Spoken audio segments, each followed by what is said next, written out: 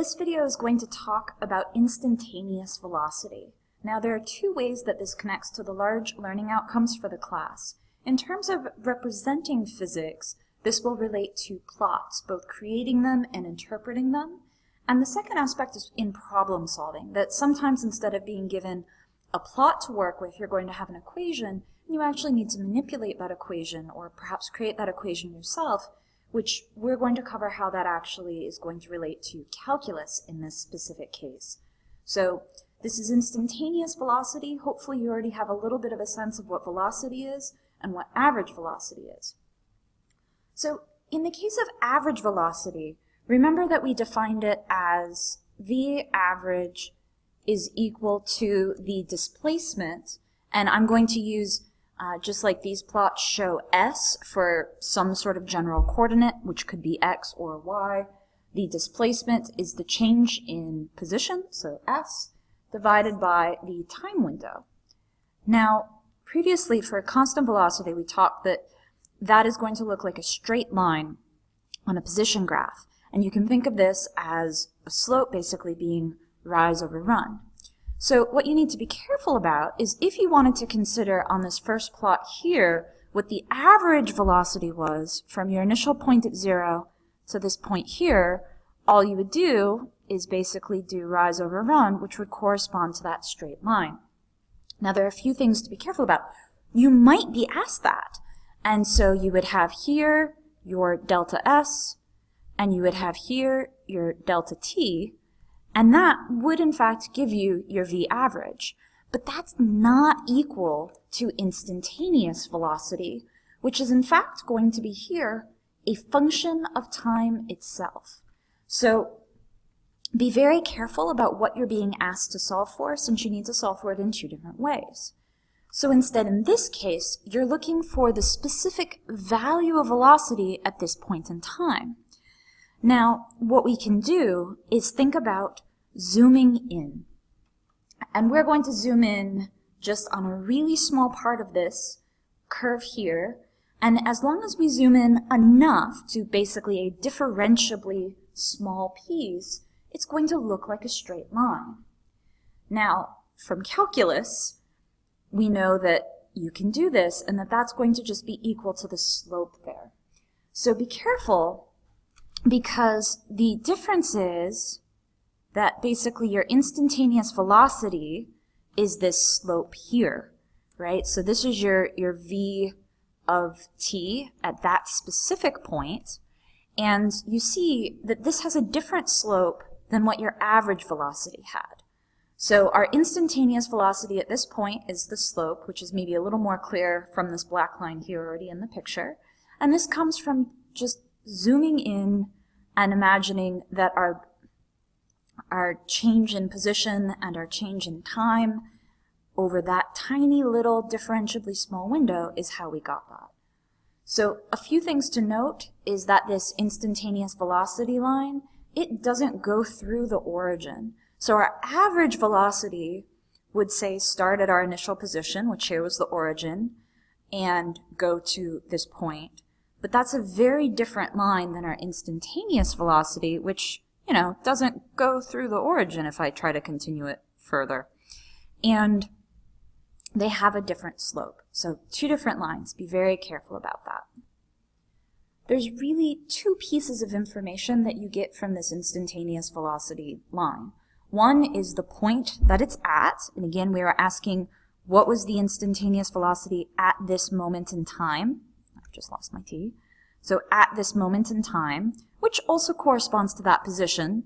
So if you are asked what was the speed at this position, you would first find that time and then could go back if you had an equation. And then the second thing is the slope itself. So for instance, finding what this time here is completely meaningless. That doesn't matter. The only pieces of information relevant for instantaneous velocity are the time here, and potentially the position that that relates to, and then the slope itself. So sometimes you're going to have a plot to work with, or maybe you'll make a plot on your own, but other times you're just going to have an equation. Now in this case, I'm talking about what's happening in one dimension, so when I write my velocity here, I'm not writing it as a vector because I'm only working with one dimension, and the direction, for instance, left or right, if this is x, will just be in the sign. So how we get from our position to our velocity is to take the time derivative. Now I'm always going to explicitly write the time derivative here, specifically that it's time, since later on in this class we will occasionally be taking derivatives of quantities with respect to position. So it is important to have the derivative with respect to time specified. So what this looks like is if you have a functional form for your position as a function of time, you can actually find the equation that represents your instantaneous velocity in that direction as a function of time. And again, these subscripts are important since later we're going to see two-dimensional motion, so you will need to separately find what's happening in x, and then the velocity in x, y, velocity in y. So to give you just a really brief example, let's say that your position as a function of time is going to have time dependence, obviously, and some constants. We're not going to worry about what these constants are. They could be variables, as I'm writing them here, or they could actually be numeric. But we have our alpha t squared minus beta t plus gamma. And again, I'm just doing an example. There's nothing really special about this. And so if I wanted to say what v sub x of t is, all I'm going to do is take my derivative with respect to time. And so to take the derivative of this first term, alpha stays, t squared becomes 2t, so I get 2 alpha t, minus beta t just becomes minus beta, and that gamma goes away since that was a constant. So now instead of having only an equation for position as a function of time, I now have an equation for velocity as a function of time. So that's all you need to do. Again, please make sure that you're explicitly writing your time derivative, and be careful as you're going through that you remember which things depend on time and which things don't. And again, these constants here would actually have units on them. So don't get too tripped up in the constants, which is one reason to write them as variables and plug in numbers at the end. So we've talked separately about working with plots and working with equations, but of course it's going to be most helpful to have both types of representations together at once. And that's what these figures show. So initially, I have a curve that is representing my position as a function of time, and this actually gives what the equation, depending on time, is.